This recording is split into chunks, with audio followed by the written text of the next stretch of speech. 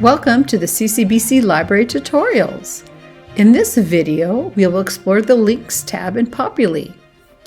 So the Links tab is a highly beneficial part of the library here at CCBC, where you'll find easy access and viable information to help your research needs. The Links page is divided into 6 sections.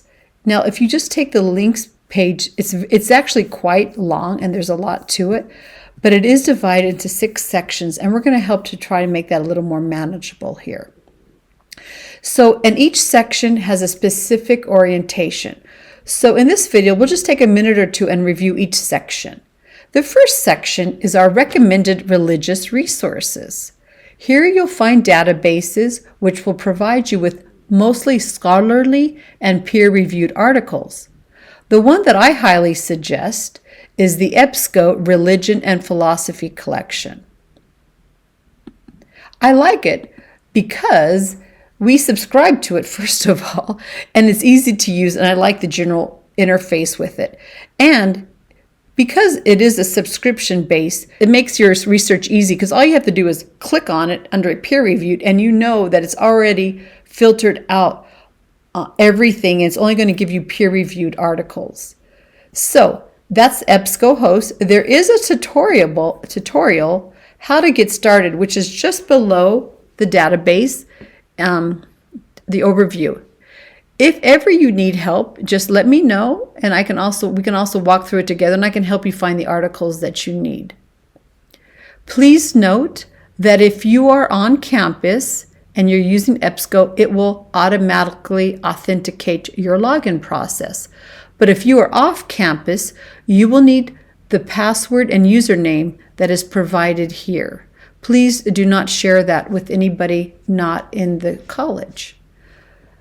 Also available in this section, we have some other free and open access databases. We have Open Access Digital Theological Library, which is a mouthful to say. We have Themelios, and we have the Journal of the Evangelical Theological Society, or JETS. All 3 of these are high quality content with mostly peer-reviewed and scholarly articles. It may be harder to find and access some of them. And if you find an item that you can't access, you can always go back to the home page, your landing page in the library, and do an interlibrary loan article request form. So many times you might want an article, but you don't have access because we don't have a paid subscription. But if you fill that out, I can try to get access for you. Okay? So it's just right there on the home page under Interlibrary Loan Request. So if we continue on the links page, let's just go over a little of the Themelios and why I say it can be a little tough to search. Same thing with the Open Access Digital Theological Library and the JETS. So say, for instance, you go to Themelios and you use the search bar here, and we put in dispensation. You click on it. So as you can see, it does give you some, has 151 results, but there's not even a search bar on the side to help us to see what is needed. So the filters are they're not as rigorous. But that's okay. There will have some items, but it might not be as rigorous as needed. If we continue on to our next section, we have the online commentaries. Please note that the Open Access Bible Commentary, as the description implies, it is written to the prior to the 20th century, which is all good and fine. There's nothing wrong with that.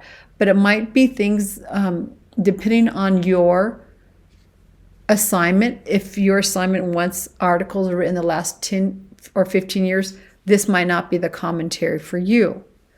Also, we have studylight.com, has a lot of commentaries on it. It actually does, but there's a lot of ads, which can be a little blinding. As we continue down, our third section is the e-resources. And what that means is it's ebooks and digital audiobooks. On Libby, we put your course reserves in ebook or audiobook format. Also, if you need help, we also have a tutorial how to get started. Remember, you will need your Populi credentials to create an account. These other links are free books in the public domain, and there's millions of them. Like Internet Archive has over 20 million freely downloadable books and text. So I would highly suggest, before you buy anything, always to see if they're in the public domain and whether they're free.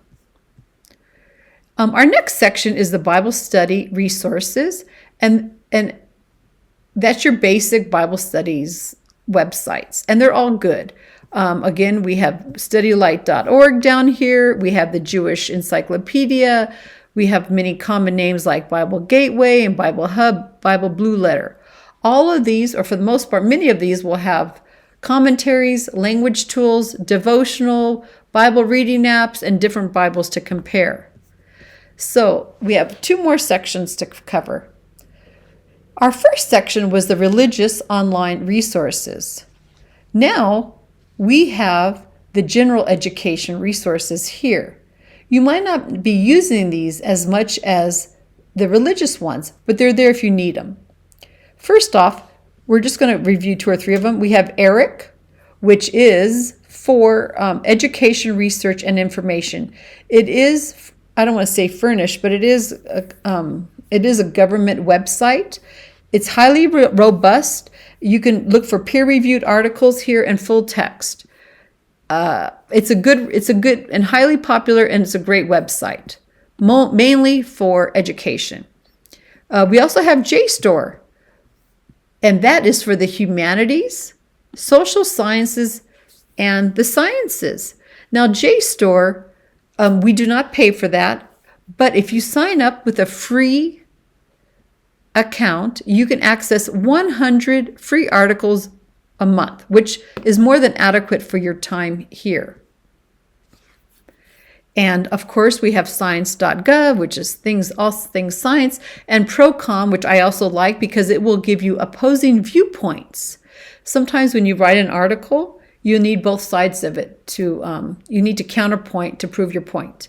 So all those are good. Those are general education. And lastly, we come to our research and writing sources. You can find the CCBC style guide here. You can find, I inserted a fact check, factcheck.org, that monitor the factual accuracy of what is being said by the U.S. major political players. It's always a good idea to verify your facts. I'm sure there are other sources that do that as well. I just inserted this one. Lastly, we have Purdue OWL. It is your premier spot if ever you need help in the writing process. There's even a place here, of course there's ads, there's even a place where you can get citation help. If you need to cite something, you can put in, if it's a website or it's a book, you can put in all the information and it will cite it for you in the correct format. So I really like it. You will probably hear of Purdue OWL in your upcoming years, your education. So that's good to know. I highly suggest that one. And that's all for now. Ciao.